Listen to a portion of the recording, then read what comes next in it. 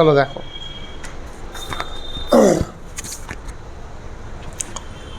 দেখো black fez of photosynthesis, আলোক নিরপেক্ষ দশা, মানে যেখানে আলোর দরকার নেই। তাহলে এখানে হেল্প কে করবে? এখানে হেল্প কে করে বলো দেখি? Carbon dioxide. তো কার্বন ডাইঅক্সাইড কেমনভাবে করছে, কার সাথে করছে? দেখো স্টেপ 1, প্রথম বিক্রিয়াটি দেখো, যে কোষের মধ্যে এই RUBP, এই ফসফেটটা উদ্ভিদের কোষের মধ্যে থাকে, ঠিক আছে? কি বলো দেখি ফসফেটটার নাম কি? RUBP, অর্থাৎ রবিউলিক বীজ ফসফেট। এটা কিন্তু ক্লাস 10-এ, ক্লাস 9-এর বইতে নেই এলাবোরেট করা, প্রান্তিকে আছে, আমি জানি না অন্য কোনো বইয়ে আছে কি না। এটা আগে ছিল দুলালচন্দ্র সাঁতরায়। তো চলো দেখো, এটা স্টেপ 1 বলছে 6 অণু RUBPর সঙ্গে 6 অণু কার্বন ডাইঅক্সাইডের বিক্রিয়া করলে এটা একটা উৎসেচক, জানো? এর নাম হচ্ছে রবিস্কো একটা উৎসেচক। এই উৎসেচকটা উদ্ভিদের মধ্যে থাকে এবং এই উদ্ভিদের মধ্যে থাকা এই উৎসেচকটি 6 অণু RUBPর সঙ্গে 6 অণু কার্বন ডাইঅক্সাইডের বিক্রিয়া করলে উৎপন্ন যেটা করছে সেটা 6 কার্বনযুক্ত অরবাইটাল ফসফেট। এটা ওই বইয়ে নাই, এটা ওই বইয়ে নাই। তো ফলে তোমরা এখান থেকে ডিরেক্ট লিখতে পারো, তার কারণ এই 6 আয়তন অরবাইটাল ফসফেট থেকেই অন্তর্বর্তী যৌগের বিভিন্ন যৌগ দ্বারা প্রভাবিত হয়ে 3 আয়তন এই PGA উৎপন্ন হচ্ছে। PGA এর ফুল ফর্ম কি? Phosphoglyceric acid. দেখো আগে বোঝো, বুঝে নিয়ে কিন্তু মুখস্থ করবে, নাহলে কিন্তু হবে না। তাহলে 6 আয়তন RUBP 6 আয়তন কার্বন ডাইঅক্সাইডের সাথে বিক্রিয়া করে কত উৎপন্ন হচ্ছে? 12 অণু ফসফোগ্লিসারিক অ্যাসিড, ঠিক আছে?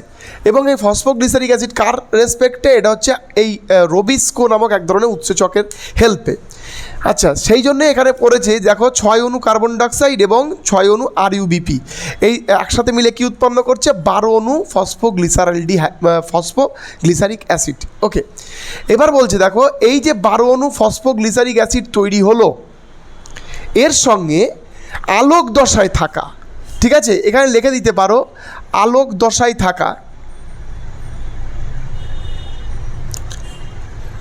আলোক দশায় উৎপন্ন ATP, ঠিক আছে? আলোক দশায় উৎপন্ন যে ATP,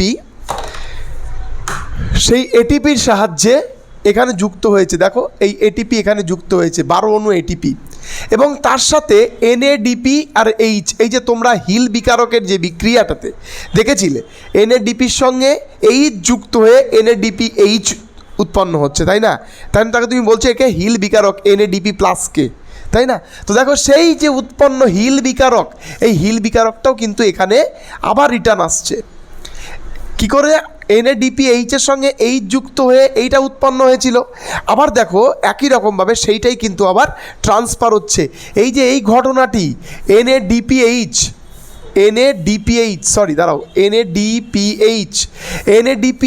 H এর সঙ্গে যুক্ত হয়ে NADP+ উৎপন্ন হচ্ছে, এইটাই বিজ্ঞানী রবিন হিল দেখে, এবং তাই জন্যই এই ঘটনাটাকে বিজ্ঞানী বলছে এটা আমার জিনিস, আমি যেহেতু দেখেছি, আমার এটার নাম হচ্ছে হিল বিকারক NADP+, ঠিক আছে? তাহলে NADPH এর সঙ্গে যুক্ত, এবং এই Hটা আসছে কোত্থেকে? ফটোলাইসিস প্রক্রিয়ায় উৎপন্ন H+, সেই H+ এর সঙ্গে যুক্ত হয়ে NADP+ উৎপন্ন হচ্ছে। তো প্রথমে তোমরা বোঝো, তারপর মুখস্থ করবে, না বুঝে মুখস্থ করলে কিন্তু বেশি দিন মাথায় থাকবে না। তাহলে 12 অণু ফসফোগ্লিসারিক অ্যাসিড কীভাবে উৎপন্ন হয়েছে? এই যে রবিউলিক বীজ ফসফেট কার্বন ডাইঅক্সাইডের সঙ্গে 12 অণু ফসফোগ্লিসারিক অ্যাসিড উৎপন্ন হয়েছে, তার সাথে আলোক দশায় উৎপন্ন ATP যুক্ত হয়েছে 12 অণু, এবং তার সঙ্গে 12 অণু NADPH+H+ যুক্ত হয়ে কি উৎপন্ন হয়েছে? 12 অণু অন্তর্বর্তী যৌগ, তার নাম হচ্ছে PGALD। এর ফুল ফর্ম কি? Phosphoglyceric aldehyde. এটা ছিল হচ্ছে অ্যাসিড PGA, ফসফোগ্লিসারিক অ্যাসিড, আর PGALD মানে ফসফোগ্লিসারালডিহাইড, ঠিক আছে? ফসফোগ্লিসারালডিহাইড প্রত্যেকটা বইয়ে আছে। এবং দেখো তার সাথে কী হচ্ছে? 12 অণু NADP+, এই ঘটনাটাই কিন্তু হিল দেখেছিল, তাই জন্য হিল বলছে এটা আমার নাম এবং হিল বিকারক। এবং তার সঙ্গে দেখো তুমি দেখেছিলে না, আলোক দশায় ADPর সঙ্গে PI যুক্ত হয়ে ATP উৎপন্ন হয়েছিল, যেটা ফটোফসফোরাইলেশনস। এখানে আবার সেটা রিক্রিয়েশনস হচ্ছে, ATPটা আবার কিসে ট্রান্সফার হচ্ছে? ADPতে। অ্যাডেনোসিন ট্রাইফসফেট কিসে ট্রান্সফার হচ্ছে? এডিপিতে।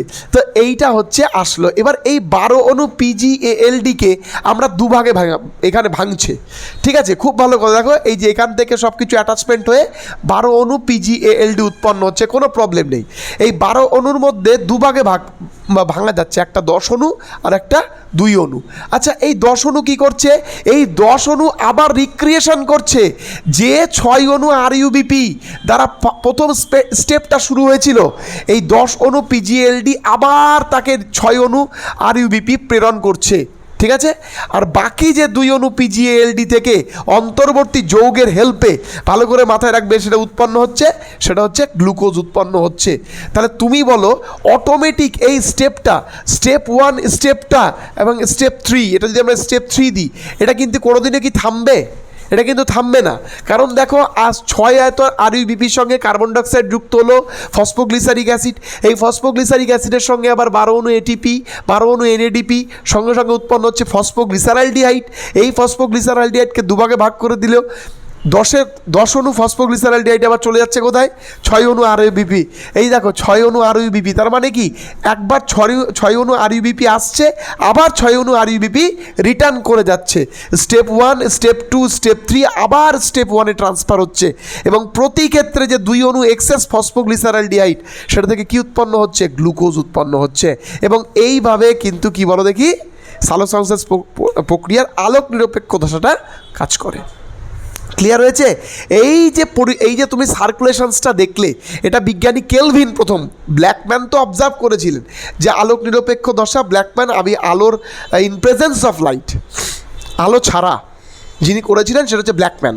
কিন্তু এই যে সাইকেল, যে আরইউবিপি থেকে ফসফোগ্লিসারিক অ্যাসিড থেকে বিভিন্ন যৌগের সাহায্যে ফসফোগ্লিসারালডিহাইড, এবং এটা আবার 2 ভাগে ভেঙে 10 অণু আবার আরইউবিপি দিচ্ছে আর 2 অণু গ্লুকোজ দিচ্ছে।